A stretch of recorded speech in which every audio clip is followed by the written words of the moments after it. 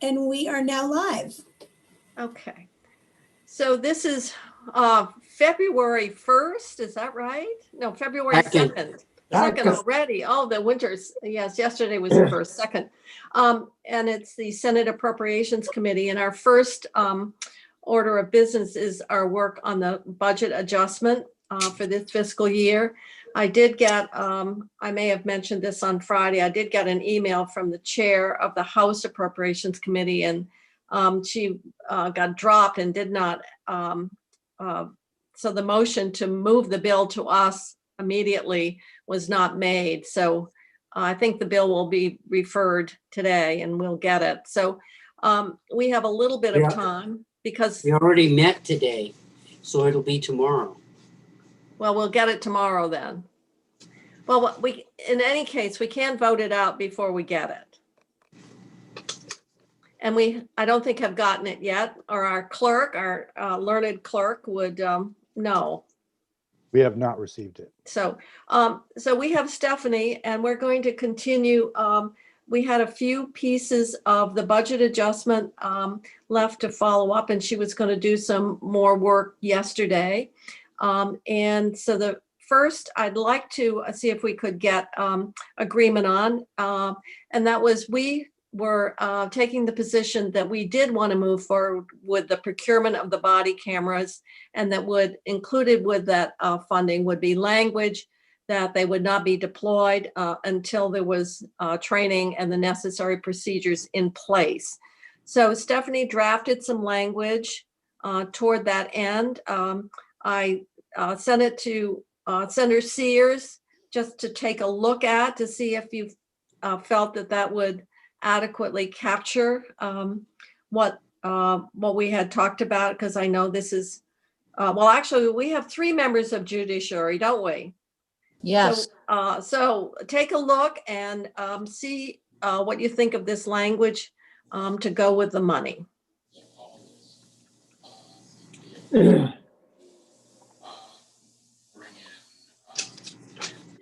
Senator Sears, you have thoughts? That darn mute button, I was muted. It looks fine to me. I kept telling you it looked fine, but I was talking to a blank screen. Oh, you're talking to Marley. Madam No, he's not even in the room. Yes, Senator Baruth. It does seem like there's something a little glitchy in the language on line 3. The and is supposed to be an on. Okay, great. And. That makes sense. Policies on use and retention. And I'm wondering where it says motor vehicles, is that only for the DMV? Yeah, it's law enforcement. It's the trained law enforcement officers. And so that would be the, yeah. Mm-hmm. Of all 3 departments. Yeah. And should it say that they, we just paid for the price of the cameras, right? The 42,000. What about the storage? Is that included in that? In terms of the budget of the governor's request? Yes, I mean, whatever we're going to do, should there be a piece in this request to say the cost of the storage of the Well, not in this. No, I would think it would become a general fund expenditure of the department. We were told when we did the state police, we were told that the price had gone way down. Oh, yes. And that it wasn't that big a deal. So I'm assuming that for these smaller departments, the biggest problem is the policies and how you develop those policies so that you're not, when somebody's sitting in an office typing away or whatever they do in their office, they're not running the body camera, because if you have a public records request, that's where the expense comes in. Because you have to go through the whole, whatever that day they're asking for. And so that's why you want the policies on the retention of the records and when they're turned on and so forth. Uh-huh.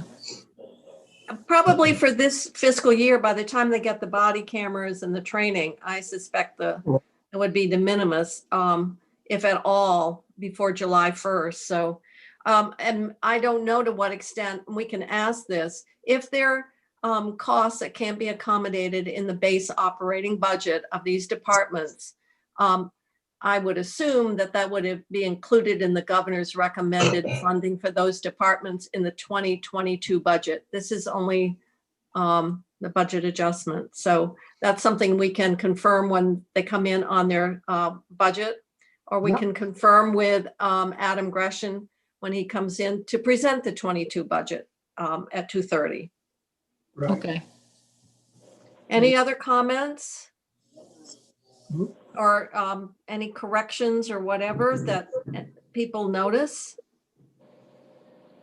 Okay, so then we'll close that out and I'm sorry, Phil. Madam Chair, sorry, this sounds really picky, but is it, do we not capitalize Secretary of Administration? Uh, What You mean happens as- when you get an English major on it? I I'm think I it just- mean, should an be English capitalized. professor. I'm just wondering what the policy usually is with Ledge Council. They would maybe catch that in editing, I don't know. They would. I don't worry too much about that, but because this will all have to go to editing, so Yeah. we'll capitalize it, and if it's not right, they can. There's a reason why we refer to Senator Bruce as grammar man in the Economic Development Committee. Well, that's Sometimes, his job now in judiciary. sometimes with affection, sometimes not. But I have to tell you, Senator Ballin, I had to correct the dear senator with his use of pronouns the other day. Oh, is that right?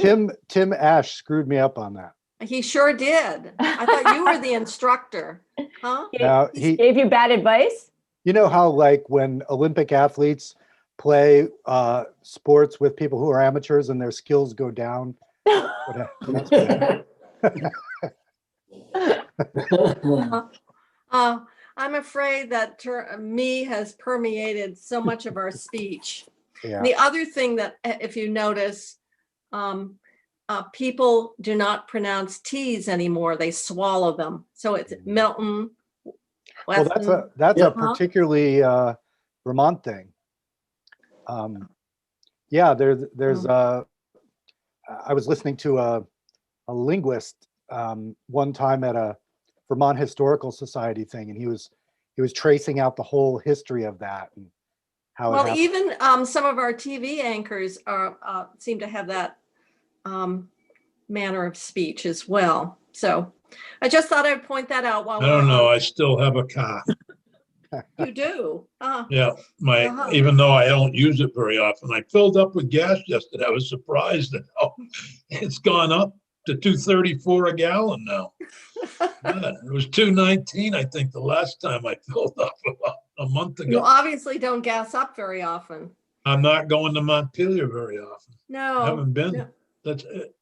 It's no. really missing the mileage. All right, anything else on the body cameras? Nope. Okay. The other area that we were having some discussion, and Senator Starr and I met with the folks from E911, and that is the way the revenues are coming in and relative to the cost of operating the system. And right now, they're number 4 on the list of 4 to get the revenues from the Universal Service Fund. We added 0.4 to go to broadband. And so broadband is assured their 0.4 and then of the base, and then telephone lifeline, and then you have to pay the, I would call a fiscal intermediary, I don't know what they're called. And the 4th is 911, and the revenues are not sufficient to underwrite the cost. Last year they dealt with it, and we talked about this on Friday, but I'll just state it again. They used some of the money that they were trying to keep in a fund so that they had money to modernize and do systems improvement in order to close out last year. But this year, that money is gone. And so they are running what is anticipated to be a shortfall for this fiscal year of an amount yet to be determined.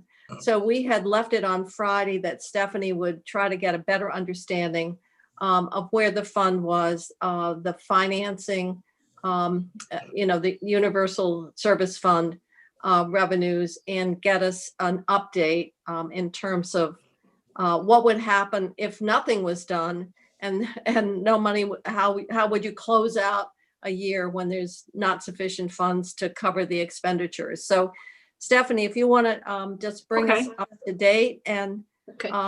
that may help. So the reason that E911 is, as the chair just explained, they're fourth on the list, and so essentially they get the residual cash flow as opposed to what we have appropriated to them, which is about $4.8 million a year. And so this year they are about $400,000 behind, which is basically one monthly payment according to E911 in terms of the total amount that they've been paid through January. Their only option is to actually underfund the PSAPs, which is both public safety and the regional PSAPs, if they have to, if they don't have the funds appropriated to them. And I wanted to understand what I was seeing in the audit report on the Universal Service Fund, because there is a balance in the connectivity fund portion of this construct, the 0.4% of the Universal Service Fund charge. Committee, just go back. Yeah. The connectivity fund got created when we added the 0.4 additional charge on the Universal Service Fund, and it was used. It's being used to support the rollout of broadband. So people need to understand what the connectivity fund was created for, because this gets into a discussion around how funding broadband versus 911, to put it bluntly. And so that because that's the first item on the list, that fund has a balance in it. That's the way that fund would be dispersed is public service would disperse grants. They didn't disperse grants because we had CRF funds this year. And so they would normally go forward and disperse grants from that fund. So that is one option to actually allow the truing up of E911 from the balance of the connectivity fund. We just don't know what the total true up need for E911 may be by the end of FY21, because we're only partway through the year, and it will depend on how that cash flow in the remaining part of the Universal Service Fund, the 2% piece, flows through. All the lifeline and the fiscal agent are whole, but it's the E911 piece at the end that wouldn't be whole. And the other option would be directly to fund E911 with general fund, or fund public safety and allow them to retain Universal Service Funds or something like that. But the object would be to get them so that they are in balance by the close of the fiscal year. And it's something that you can do here in the budget adjustment, or contemplate it and, talk with others and reserve that question for the big bill and make it effective in the big bill. When Stephanie briefed me earlier as I was trying to gulp down my sandwich, if we were to, there are a lot of policy implications, because when they passed the 0.4 for connectivity, that's obviously was an express legislative decision to fund connectivity. And so, yes, there's money, 2.3 million in the fund, because CRF money went out first. If we were to say, well, use that money, then we're saying help 911 close out, but we're using the fund that was created for broadband to close it out. So this has some fairly significant implications that need to be coordinated with other committees, including finance and in the House as well. Because this is a closeout issue that has to be addressed by the end of this fiscal year. My thinking right now is that this is something we do need to take care of, but it doesn't have to be done within the compressed time frame that the BAA of the BAA, because we want to get this moved out with some of those time-sensitive CRF appropriations. So my thought is that now that we understand what's in the connectivity fund, but we still don't have a real firm fix on what will be the need by the end of the fiscal year, that we try to get the other policy committees involved. This is a question about, do we use the Universal Service Fund money that went to connectivity to support the other Universal Service Fund system of 911, or do we use general fund? And so we need a little more time to get people to think about that. But the larger long-term issue is the adequacy of that revenue source to support the 911 system. So we have one shorter term, and that is, at the end of this fiscal year, having a mechanism to close out and to pay the bill so that we're not making the payments to the PSAPs. And I would say that based on the fact that the public safety department needed 402 to fund training, they don't have a lot of elasticity in their budget to pick it up. So we're going to have to figure this out, both short term and longer term. So unless people want to say they feel we should deal with it right this, within the next couple of days using budget adjustment, my thinking is that this is an issue that we've got to work across other committees, both for this year and for future years, and not use the budget adjustment as the vehicle. Senator Starr. Well, the long-term fix is going to take multi-committees because we got to figure out that funding issue. But to get this year's books in order and to have them close in a positive way, I mean, I thought I heard somebody say they would need 400,000, and if we have the money, why wouldn't we fix the short-term issue with that? And the long-term issue would be to deal with Michael and finance with Ann and have them deal with the long-term funding for next year. Well, the issue is we don't know exactly how much is needed, because we know it was 408 through January, but we don't know. And the other big thing is, we know we've got the money. The question really becomes which funding, which pot of money we go to. Should we keep it within the Universal Service Fund revenues and go to the connectivity fund, or should we use general fund? And that even in the short term, that's why we can still do it in the big bill, because that certainly it's got to pass before the end of the year when we're having to deal with closeout. Yeah, okay. I mean, either way, we've got to deal with it. That 4 points that goes to the connectivity fund should maybe be only 3.5 points, and the other half go to the 911 or something. Because if you've got 2.3 million just sitting there in the kitty, that somebody didn't give us the right. Well, don't forget, they actually had to put out over $20 million in CRF. So they got a lot of work done. It's just, it was funded through all that $1.25 billion federal grant. So they actually did much more work than the connectivity fund could ever have supported. So that's what happened this year that created because they didn't spend state dollars when they had all that federal money that needed to get out the door. So Senator Starr and I and Stephanie met with Roger Marcoux and Barbara Neal, and I think we understand their concern. So my thought is we can still address it. We just need to get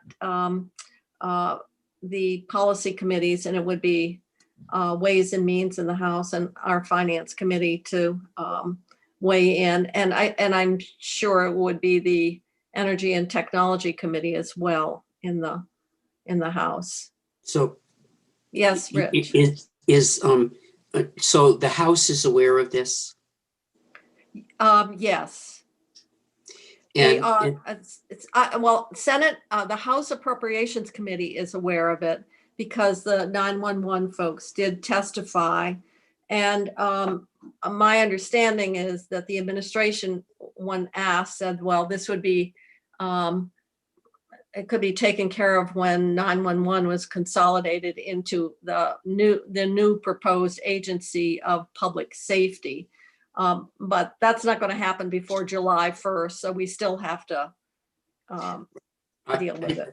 I get we've got to deal. So there's no risk to us if we wait until the budget, and it also gives the House time and our committee's time to weigh in on this. Yes, that's So a good way. So my question is, in that, if there's no risk to the functions being done, and it would allow, then we aren't out in front of everybody, and why would we get in front of them? Well, that really is correct. And the last thing I wanted to do was get out in front and have appropriations. Take the heat for everything. It would be very easy to just say, oh, go pay it out of the funding available in the broadband. Right. That would be the neatest way, and from a budget perspective, but it raises a myriad of other issues, which I would prefer not to precipitate at this time. I would hate to step wrongly and have somebody mad at us over nothing. Mm-hmm. Yeah, because we probably are going to get them mad over something anyway. Right, and why this? Well, we wanted to give you an update because we did leave it Friday, and Stephanie's done her, her follow-up, and that's what she's found. So at this point, it's going to be something that we know. We'll put it out there on our to-do list and to be addressed, and we'll have some further discussions on it. Stephanie, there was the item that Senator Ballant sent to yes. us on global warming solutions subcommittees. Yeah. And we understand from talking to ANR, Steve checked in with Emily Byrne, they can absorb that what's likely net cost range. So we could just add the language to make it clear that the subcommittees can be compensated.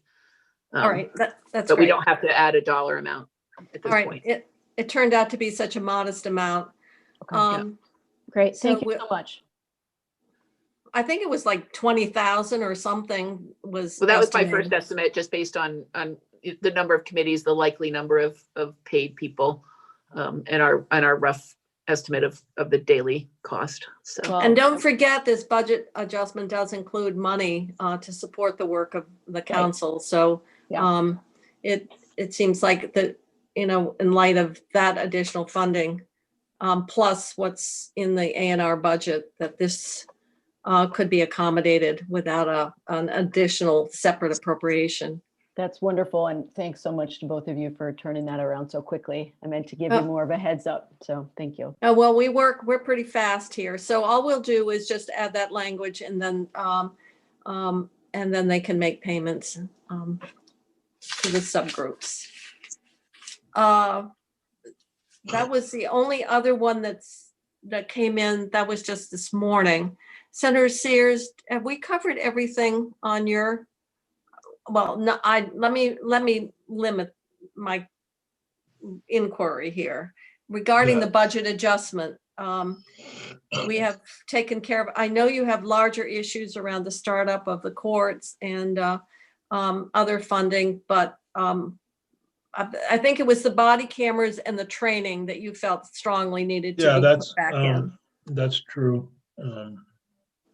There's one other thing that just escaped my mind. Oh, yeah, we talked about the $10 million that House Commerce is looking at for small businesses. And are they doing that as part? They're past their bill without it, right? That's right. In order to give the committees, and I've mentioned this, I believe just like we had to do with the CRF money, we're going to have to move a separate bill because we've got the 200 million for rental assistance, and that will include assistance for utilities and anything else that we can get. So I think we need to be prepared that we're going to have another bill to move additional funding out quickly.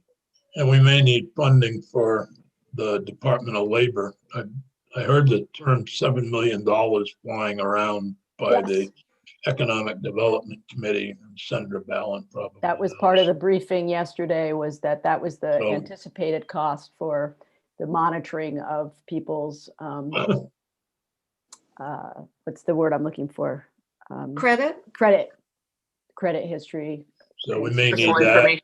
Should we check and make sure that we shouldn't do that right now while we've got a bill? Well, we can see if we can get more information because obviously that's something that we can't deal with. It might give those 54,000 Vermonters that have been impacted by this some. That seems like a huge surety. amount of money, 7 million. Yeah, Well- for mailings and, yeah. It's it's for it. The 7 million is for paying for a year of tracking their credit score for 54,000 people. That's why it would be so much. And so, but that was back of the envelope that we got from the governor's team last night and was reiterated this morning with the commissioner. All right. But that's All right, so we have some from finance and management listening. Because we don't have the bill, we've got a bit more time. The question needs to be, the question that I think we're raising is whether the budget adjustment, because it's something that's moving out immediately, would be whether funding to address the situation that's been created by those around the, because of the way in which those documents went out, 1099s. What is, if we can get a better fix on the cost, and if in fact that money needs to be made available to get that monitoring in place as soon as possible. And I see Ethan is on, and so I don't expect necessarily you're prepared to answer that question, but we will need an answer by tomorrow. Okay, I can get you an answer. And you're right, I don't know the answer right now. Okay. Yeah, that's a former constituent of mine who's honest about what he knows and doesn't know. Well, sometimes. People open somebody Well, else. some people, try to answer questions when they don't know the answer, and I respect somebody who says, we'll find out. It's a general rule of thumb, if you don't know the answer, But to he's say a you former don't. constituent. That's what I was trying to get across. Well, I'm glad to know he's a constituent as opposed to how you make acquaintance with other youth, Senator Sears. No.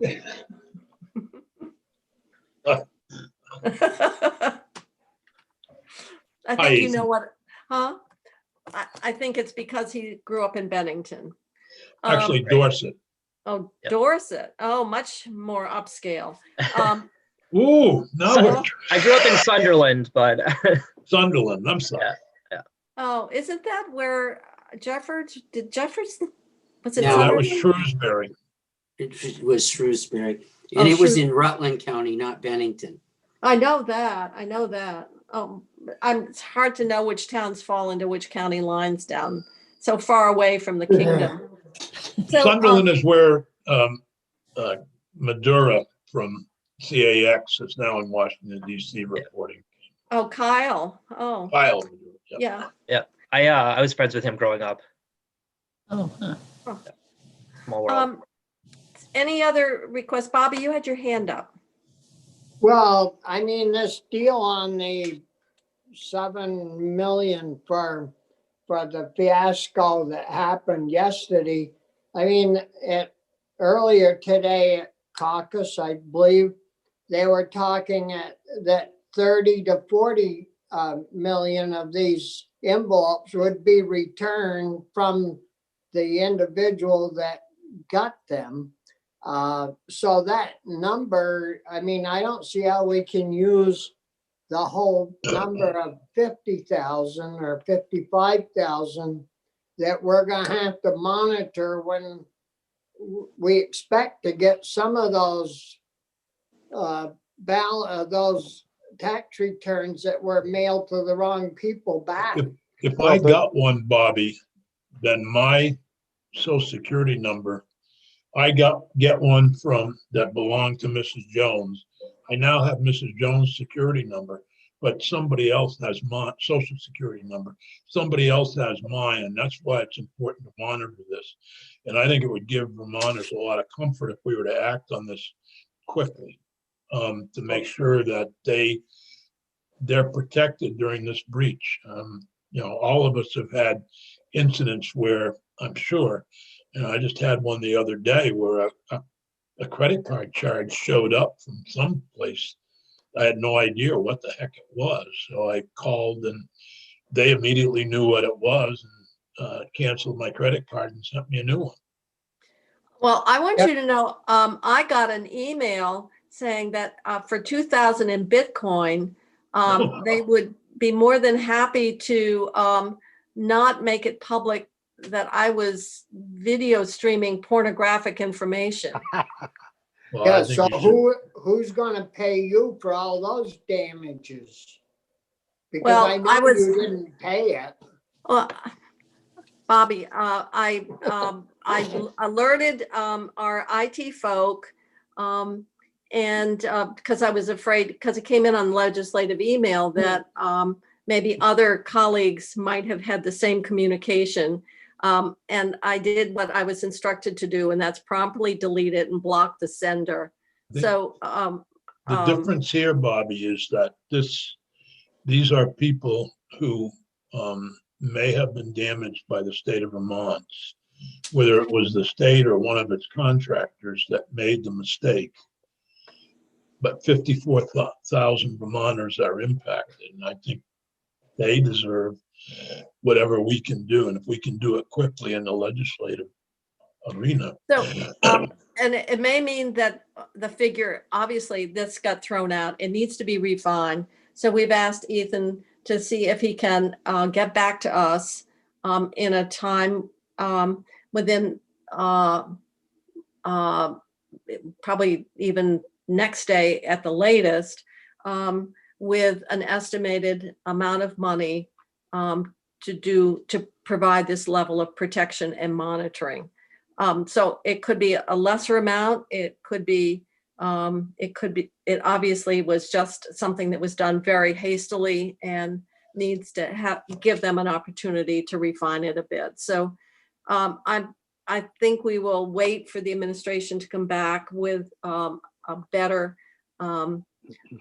analysis of what it will take and what the recommended cost would be. And then we can go from there, and also a recommendation as to whether this is funding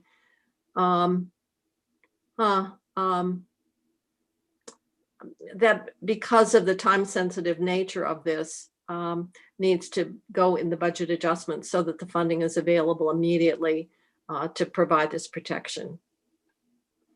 Senator Bruce, and then Senator Starr. I would support that, and I think it's important. I have to say, struck by the irony, sitting on judiciary, that medical monitoring, which regards people's their health, life or death, was vetoed. And now we're talking about credit monitoring, and it has to happen immediately, and we have to come up with the money to do it. That just seems to me a cruel irony of the process. So I support this, but with that noted. Duly noted. And Bobby, yeah, if we find that a private contractor messed this up, I would think that if we hired a private contractor to do this type of mailings and this type of looking after this type of business, which is very personal and private and costly, that they would have to have some type of a bond or an insurance to cover their employees. So I'd like to have that checked as well. So Senator Starr, we did ask that of the administration yesterday and also this morning in committee, and it seems pretty clear at this point it was all in-house. This was not, In-house? it was all in-house. Yeah, well, that's rough. yeah, okay. Boy, the commissioner must think the devil's after him. From all the problems with the unemployment and now this. It's just been one thing after another, although much smaller, but happened as well with DCF, with the payments out for 4,700 people with the benefits for 3 squares. That didn't have Social Security in that, but it was payments got sent because they moved a column over, just one over. It meant that mail was sent to incorrect addresses. So this is highly unfortunate, and I think everybody's feeling that we have a responsibility to the people impacted who could experience real financial harm as a result. So we will wait to hear back from Finance and Management in terms of what their recommendation is. Other comments on this? So Senator Sears, thank you for bringing that up. If not, Stephanie, everything on our list? Everything on our list we've gone through. We did get the letter from Secretary Young this morning. Yes, and I had it sent out to everybody, but probably have not had a chance to look at it.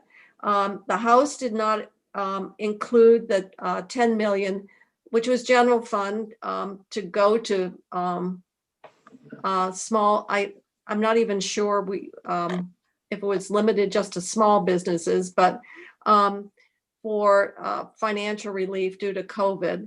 I have been in touch, I mentioned this and we've talked about it before, our Commerce Committee. There has been a great deal of concern that the legislature have the time and look carefully at the policy parameters and the way in which money goes out in a strategic fashion.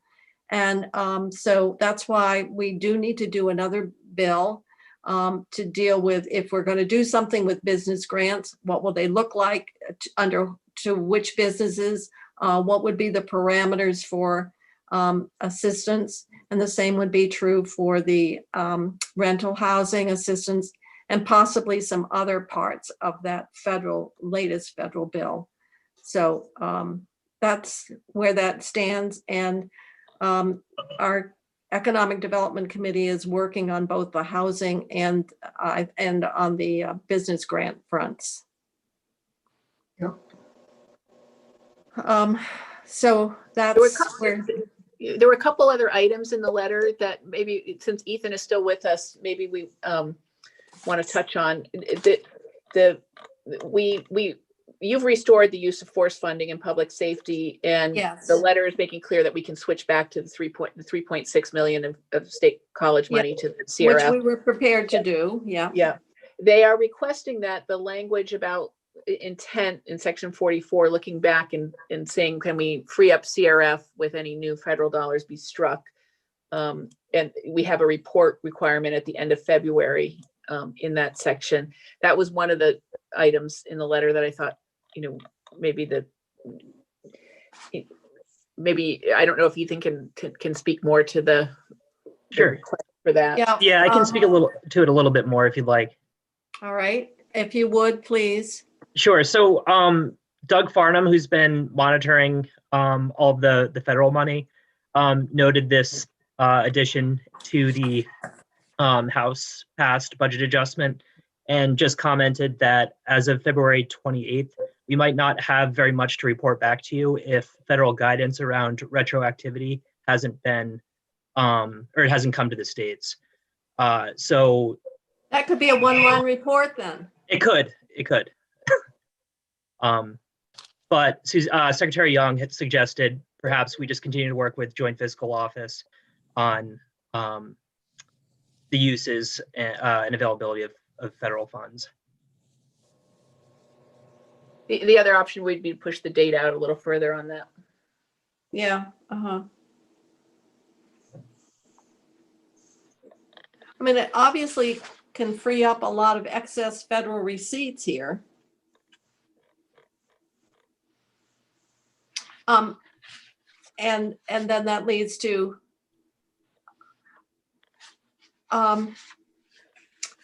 as we're developing the budget, then policy decisions related to how those freed up revenues would be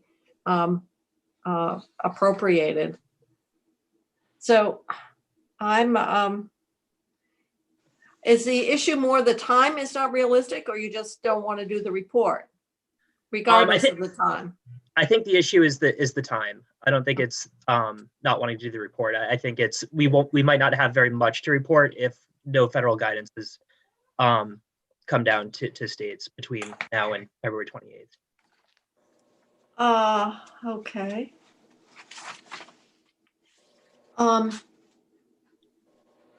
We could.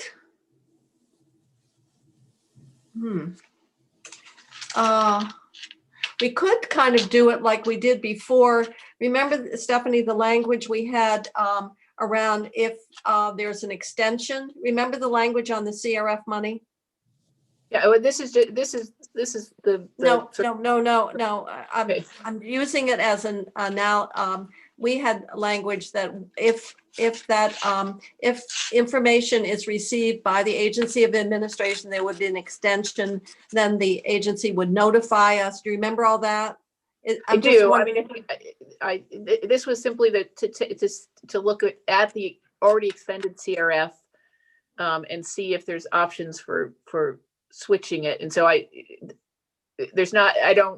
what I'm trying to say is I don't understand what the trigger would be for something besides. I guess the trigger would be that we would get some kind of communication from the governor would receive from the federal agencies around the permissibility of using these new funds retroactively in terms of freeing up a CRF. So I viewed it as if they got the information, and I was making it somewhat similar to when they got the information that the deadline would be extended. This would be when they get the information that in fact there is retroactivity, a permissibility for this new slug of money, they would notify us, and the areas of spending that could be where that swapping could be done retroactively. That's what I was thinking about in that regard. So you want to key it off of a federal action, or guidance that we, in that case, they dealt with it through law, through the second bill. But for this, it could very well be an administrative guidelines clarification. And so it doesn't, I was just trying to trigger the timing of this to once there is some communication to the state around the the permissible use for the swapping. Do you want to report, within so many days of any sort of guidance like that? or a hard date, like at the end of March or something? Or do you want just any, okay, we can work that. I was thinking since the date, the issue is they don't like the specified date because they may or may not know. Maybe it would be better to trigger it to the time when they do know. Okay, And that would be once they receive guidance or clarification that this new federal dollars, in fact, can be swapped for CRF spending. so, yeah, either from the federal government or through Guidehouse or Right, some other, right. yeah, okay. And that might address the concern around a specific deadline and leaves it responsive to once we know something, yes or no, it can be done, and then where it can be done. Okay. Would that, that's another alternative to deal with the sort of the unknown nature of when this information or time frame for when this might become available. You want to float that one past your boss, or maybe he's listening, Ethan? Sure, yeah, I can do that. Okay. I think it certainly addresses the concerns that. And we'll have a redraft of that section for you tomorrow. Okay. So committee, Based on conversation. does that approach sound better, that, you know, that the notice to us would be triggered once guidance is received either from the federal agency or through Guidehouse, and then an identification of the areas where that retroactivity or swapping can occur? I think we should probably wait until they know before we Okay. know. And All right. So you like Plan B? I like Plan B better than giving them a date when they may not know. Okay. The Everybody other- else? Oh, I'm sorry. I think you did well figuring that out. thank you. All right. Oh, Bobby. Oh, God. Guess gave the teacher an apple, didn't you? Eddie Haskell. Well, that's because you let them come to the E911 meeting and act important. Yeah, we didn't get them 10 cents. But you wait till your PSAPs start getting charged and then we'll see how you feel. Oh, that won't happen. We'll take care of it before then. So we'll change that language. And then I've got the letter right here. So our next item on that was the Emergency Response Fund. We actually wanted to rewrite that. We had a lot of discussion around the term imminent peril, which is used for emergency rulemaking, but rules really take on the force of law. And we really are not talking about something at that level. We're talking about the release of money. So we wanted to go back and look at what language we used with the first 75 million that we gave flexibility to the administration to use. So that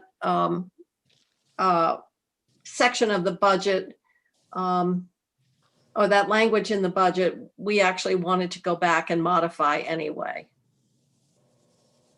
Okay, And and I did see notes from your conversation on Friday, and it did seem to sort of address this issue. I think we might have written this before you had met on Friday. I see. Well, I think that's true. And so Stephanie, we were going to go back and take a look. We actually did redraft with Jen this morning, and it does, we've changed the imminent peril. We've made the $3 million to the extent available. We've pushed out to the April 30th to May 15th. We do keep the 5-day JFC response, up or down construct that was in the House. Which was not there with that 75 million. No, but we had reporting on the 75 million. Mm-hmm. Right.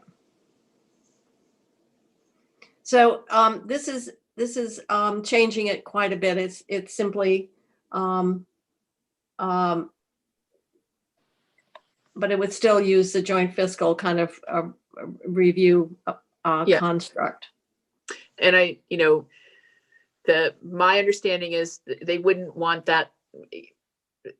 The reason they want the JFC piece in there is is the idea that if it was used for something like for business grants or something like that in some way, they would want JFC to be able to see that.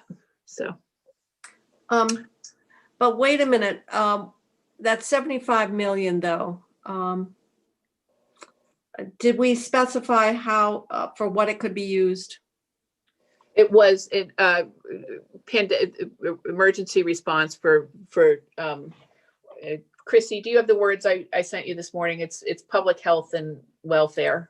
And that's in there. It's just, it was a concern on the part of the House that, if joint fiscal wasn't in the mix, there would be, you didn't want to leave an opportunity to go outside of that somehow. So. No, but if we're, okay.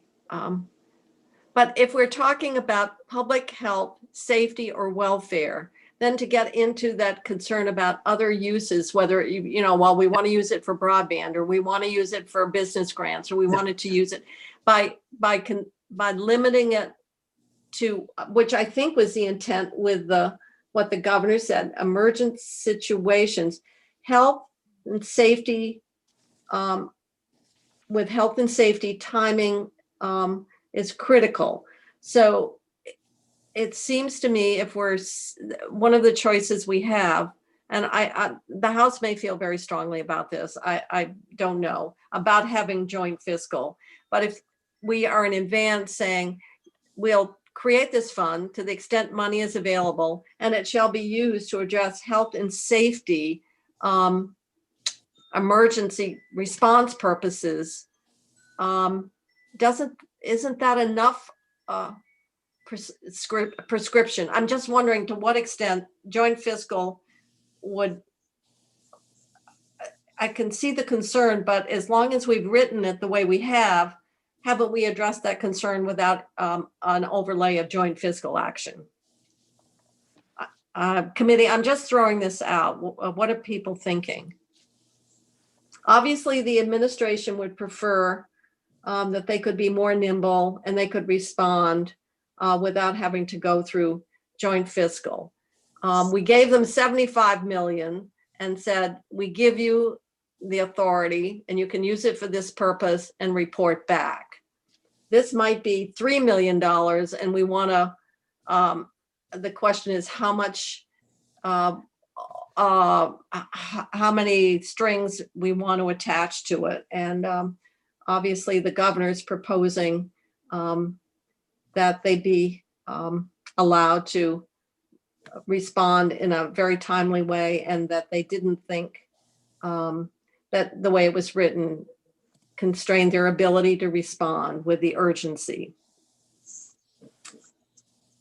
So, and we may be able to ponder this a little bit because we've got more time,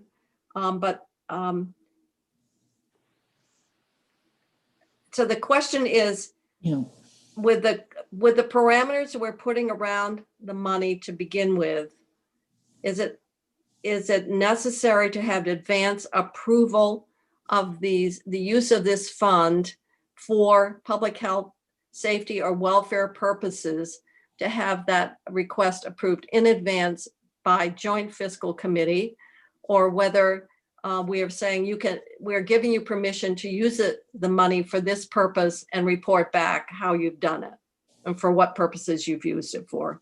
Senator Baruth.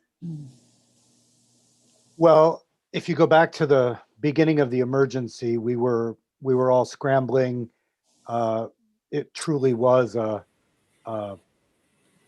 imminent peril. We didn't know how infectious the virus was, et cetera. So at that point, it seemed like giving the governor a big chunk of the CRF funds to use as he saw fit under executive emergency authority made a little more sense. Now we're almost a year out. I have people asking me why we still have an emergency order since we've gone to a more or less understood social set of practices about how we're dealing with the pandemic. So I guess I would be for joint fiscal being involved on the spending of that money. In other words, moving us back toward regular order with the governor and joint fiscal still representing a certain amount of nimbleness as opposed to the whole creaky legislative process. But I personally, I would favor JFO being involved rather than not involved. Okay, Alice, How often does JFO meet? JFC. Or We JFC, meet, sorry. we meet as needed. Oh, as So- needed, okay. So we have met numerous times on a very quick, sometimes within just a very couple of days. So it isn't that there would be a delay in them being able to address the issue? Well, there might be a 48-hour delay. I mean, I think the shortest time period was like 5 days.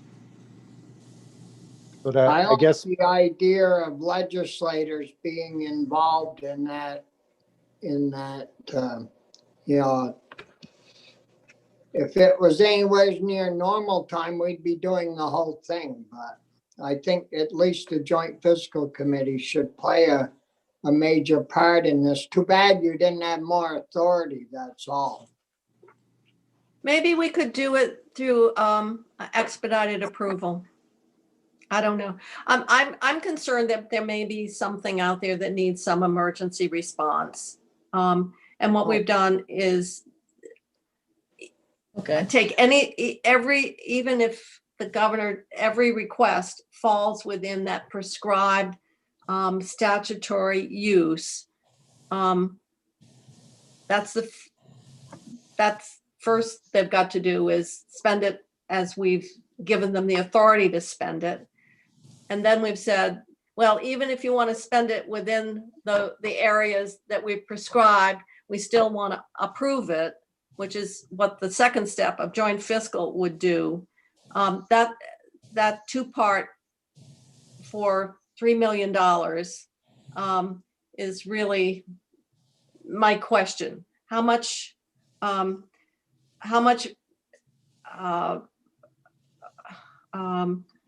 time delay and the need for a second step.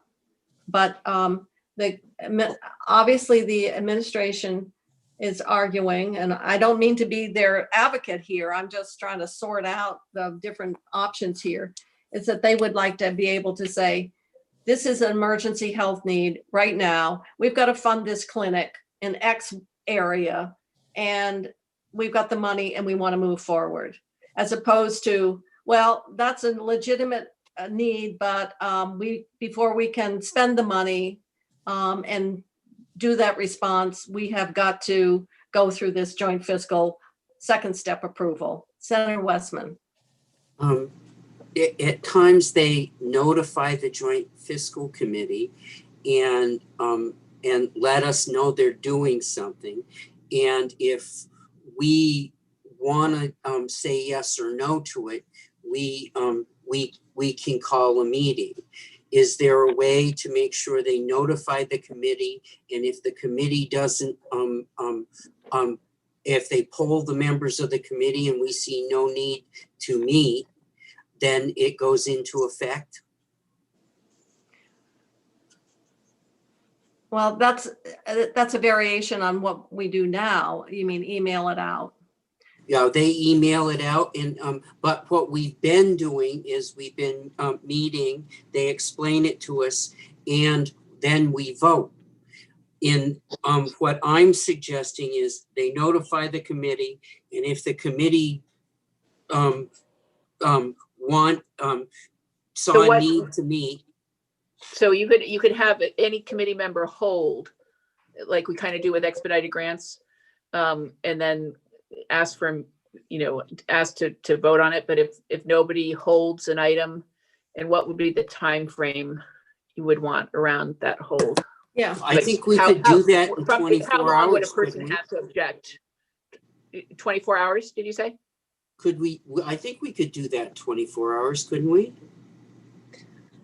I think if we want to get down to that level of approval, then we have got to be able to respond to it could be a very small amount of money. It could be $20,000. I'm just thinking this through. So So, how much we want to micromanage $3 million out of the 1.25 billion. I'm just trying to put it in perspective here. well, I'm trying to come up with a quick reaction, but I would think if it's under $50,000, let them go.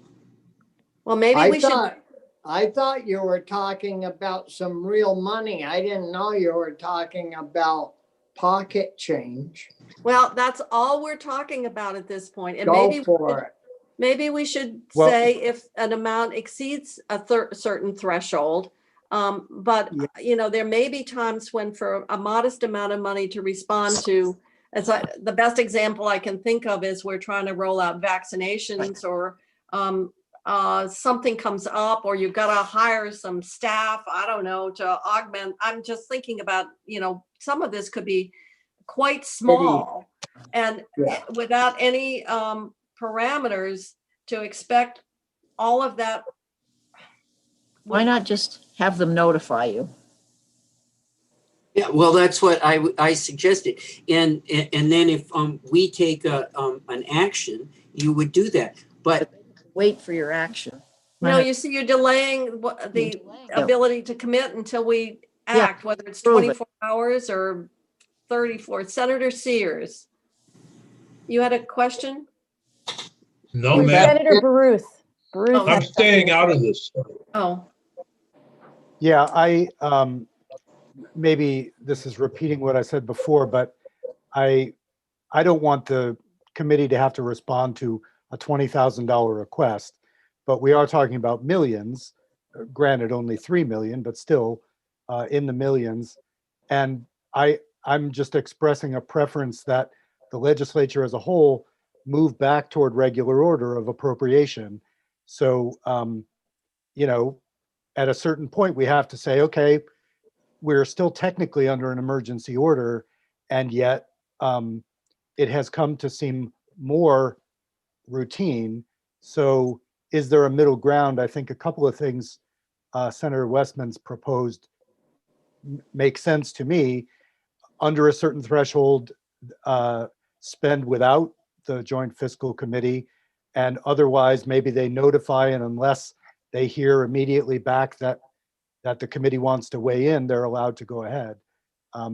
But that would at least put us back in the driver's seat with regard to appropriations, even for amounts like this 3 million. okay. So I do see Senator Sears has put his Well, hand up now. yes, now that I've heard that, I mean, I need to quote one of my favorite United States senators. I think it was Everett Dirksen, who said a million here, a million there, and pretty soon you're talking about real money. He also said one man's pork is, no, that was a bird. One man's pork is another man's reelection. So what we could do is say, well, first of all, we're constraining how the money can be used, and it can only be used to deal with health, safety, and of a critical nature.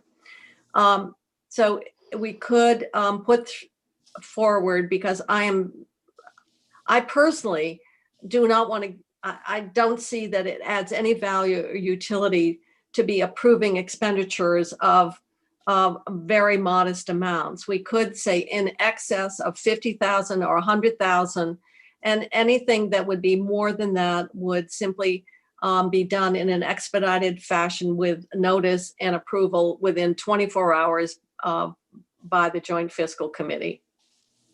I would use at least 100,000. Okay.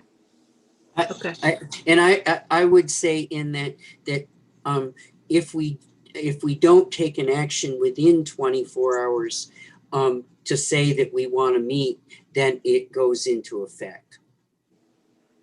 Okay. So we'll Because redraft it that way. we frequently have these grants come up and we all vote, we all give our approval. Okay. So we'll have a draft in that fashion for you tomorrow. Well, it's not what you wanted, Ethan, but it's a lot better than what you started out with. Sounds good. Thank you. Okay. The last thing in the letter is the last section. and that's the other $10 million item on, You know, I was rather surprised to hear that because I thought we had concurrence that to move the requested 50 million out was too much at this time, and that the 10 would help get us moved and be a bridge. And now we're told, and now we don't think it's going to expedite the process.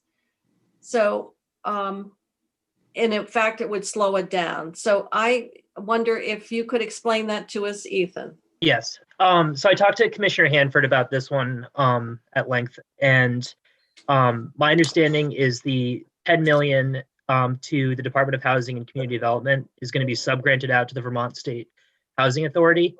And the federal guidance around this money stipulates that you can only use 10% for administrative costs, and the Vermont State Housing Authority is going to incur a bit more than that upfront to start administering these grants. I think the IT contract alone is over $1 million.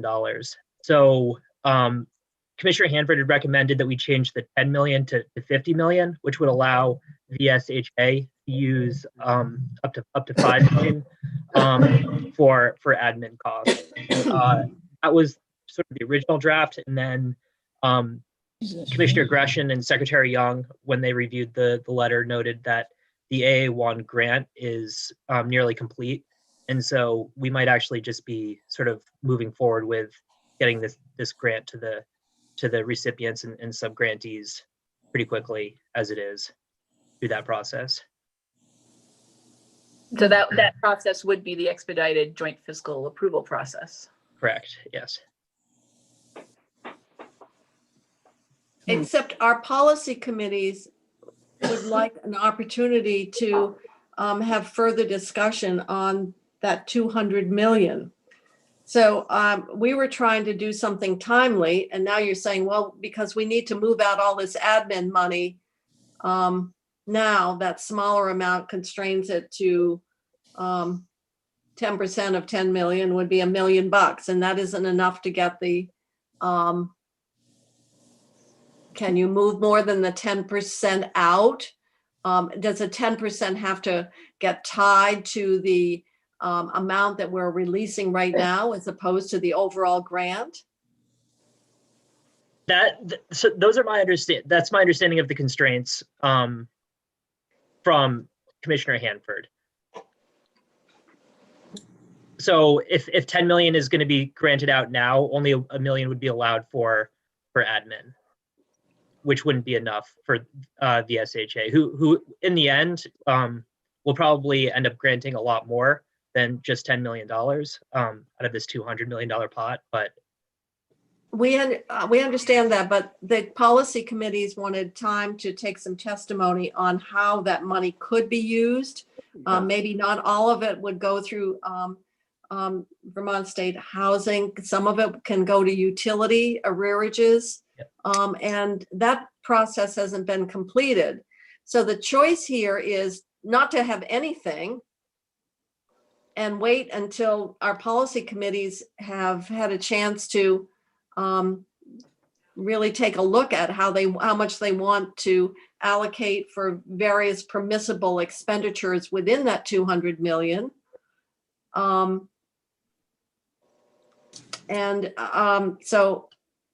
that's my concern is around that 50 million would give you the 5 million, and that's why you want. I guess we can.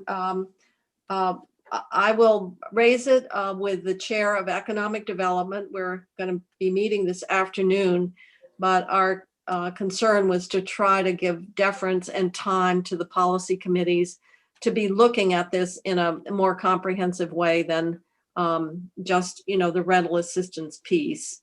But we wanted to keep the money flowing if we could to these Vermont families. So I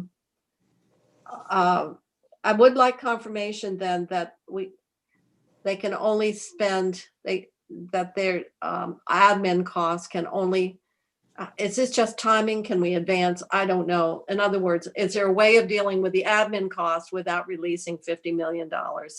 Okay, I can get a definitive answer on that. All right. Thank you. Yep.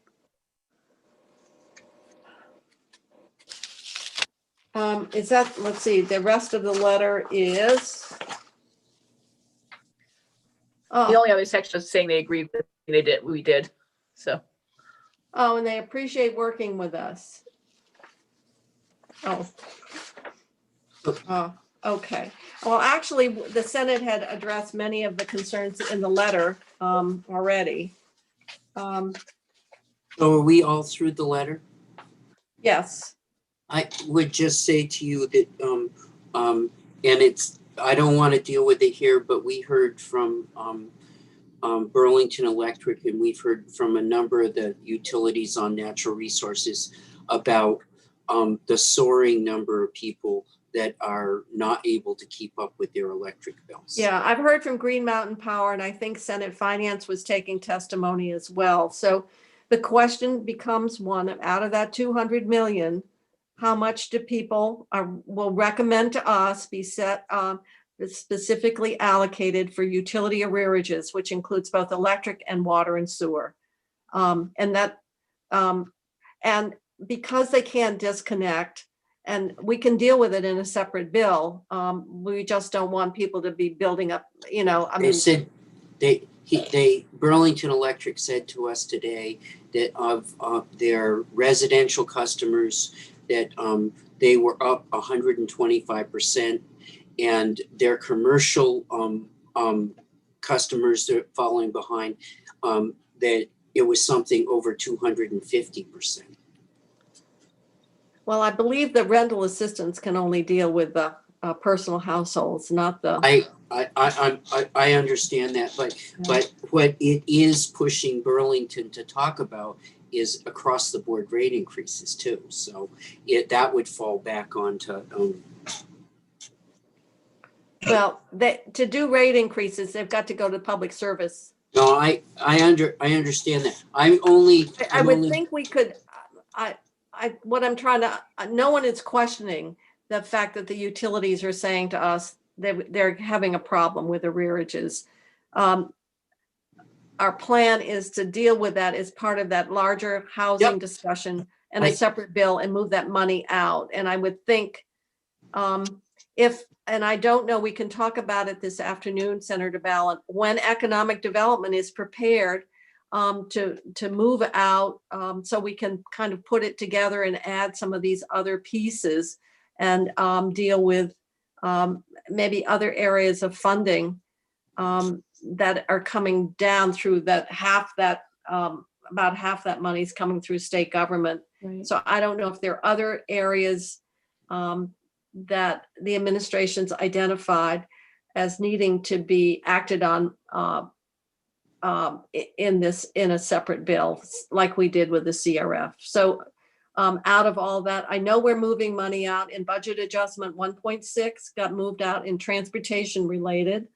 And then we've got, and then we thought we were moving out 10 million. Now we're not sure. So if we do a separate bill, can you identify what you think out of that new federal money we should include, you would recommend including, putting on that fast track?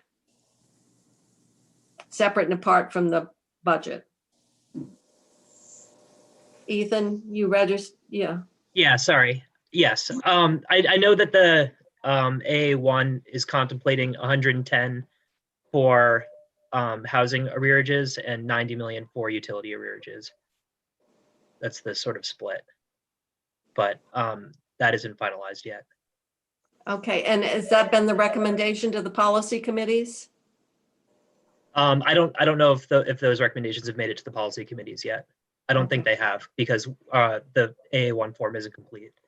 All right, We're waiting Alice? On Front Page Forum, which, we all get that thing, there are still ads on, is this all utilities are looking for this? Because on Front Page Forum, they are still advertising that there's money available to help pay arrearages on electric bills. So I'm wondering, Is there They're another, out of money. you're out of money? They're out of money. They're out, is it all the utilities, Rich? Yeah, because it's a single pot. Single pot? It's a single pot and they're all out. And and they're all feeding their numbers into the department Okay, to get a whole number, but they were out of money in December. okay, so it's a shame that front page forums are still advertising this as if there were money available. Well, there will be again, if we can figure out how much it Yeah. is. Yeah. Well, I mean, that's good, but I mean, I think for them to be advertising it, looks like there's money there. Yeah. Right. Ethan, what did you say the split was? 90 for utility arrearages and 110 go to, For Rental. rental housing. and that would assume no retroactivity on the CRF so that we can do some actual would- capital. Correct. Yeah. So I'm wondering if maybe the process that we were sort of contemplating using is different from what I think you were hoping, and maybe we just need to reconcile those. Maybe this needs to go through legislation and not grant That is our processes. general, that is exactly what we did with the CRF money whenever we can. Is to go through the appropriations process, not joint fiscal. Because that's how we moved out so much of the CRF money was in separate bills. I'll make sure Secretary Young sort of knows that. Okay. Okay. Other comments? All right. Let's see, what time is it? 2:22. Anything else on budget adjustment then? So we're waiting to have you get back on the data breach and any recommended amount of money there for credit monitoring. We're going to rewrite the 3 million and the giving some flexibility for the governor to move money out under a certain amount, and we'll look at that tomorrow. And then and I will discuss this afternoon with the chair of economic development where they stand relative to the rental arrearage and utility arrearage, and then we can take it from there to see whether we want to incorporate more. But what you're saying is the 10 million is not going to be enough to deal with the administrative costs. Yes, and I'm going to double check to make sure that provision, that 10% provision, isn't more flexible. If you would do that, please, because we'd like to make sure that Vermont State Housing gets the administrative money they need up front to get this new program. Unfortunately, comes with different requirements, operational, and still give the policy committee some time to do their work. So if you could check on that in terms of flexibility, that would be helpful. Anything else for budget adjustment? Okay, so it's 2:24.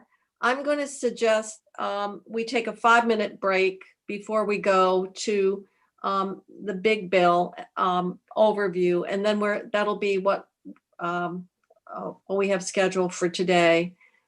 So take 5 minutes.